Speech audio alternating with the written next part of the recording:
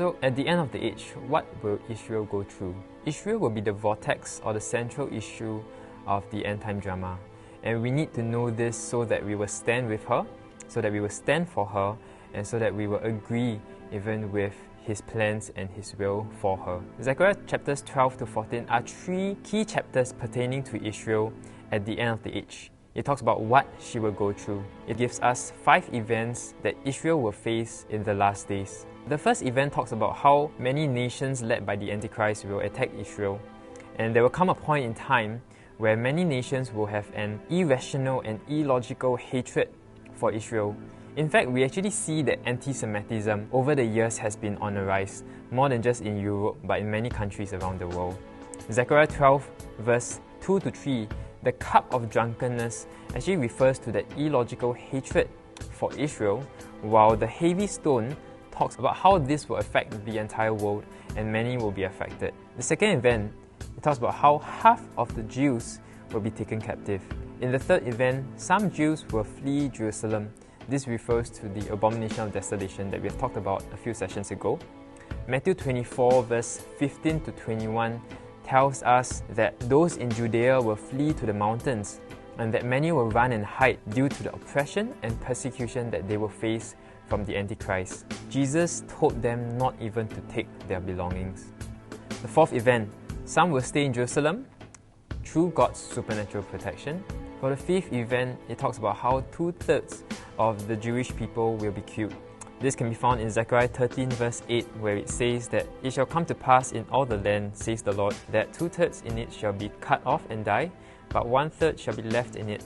I will bring the 1/3 through the fire, will refine them as silver is refined, and test them as gold is tested. Then they will call on my name, and I will answer them. I will say, this is my people, and Ephraim will say, the Lord is my God. 6 million Jewish people died during the Holocaust in World War II. We aren't so sure whether this 2/3 of the Jewish people who will be killed refers to those in Jerusalem or those around the world. As of 2020, there are about close to 15 million Jewish people around the world, and 2/3 of this 15 million is far greater than the numbers that we've seen in World War II. So why will she go through all the oppression and the persecution? There are in fact 2 key reasons to why Israel will face unprecedented oppression and persecution at the end of the age. The first reason is Satan's rage, where there is a threefold strategy of Satan in the end times. His first strategy is to exterminate the Jews and destroy the people and the nation of Israel. Revelation 12 verse 13 to 17 tells us of how Satan, which speaks of the dragon, will make war with the Jewish people and Israel, which speaks of the woman and her offspring. Satan has always sought to destroy the Jews, and from the start he has set out to destroy Israel because he knows that Israel is God's vehicle in order to restore God's divine order here on earth. And if there is no Jew here on earth, Jesus cannot come back because the Jewish people have to invite him before he can return. From Genesis until now, Satan has sought to stop this prophetic seed, which refers to Jesus, from being able to come forth. And while this battle is inevitably futile, it is still very real. Satan's rage is working in cooperation with and under the leadership of God to refine and ultimately redeem Israel. You can find this in Zechariah 12 verse 2 to 3 and Zechariah 14 verse 2. The second strategy of Satan is to deceive Israel into making an alliance with the Antichrist. Countless nations, including many Jewish people, will make a false peace treaty with the Antichrist. Daniel 9 verse 27 says that, then he shall confirm a covenant with many for 1 week, but in the middle of the week he shall bring an end to sacrifice and offering. The third strategy of Satan is to cause the Jewish people to be so offended with Jesus that they will not welcome him in. Therefore, it is vital for us to pray and to stand with her, to pray for her, so that they would have depth and perfect understanding of God's end-time plan, as well as understanding who Jesus is as their bridegroom, king and judge.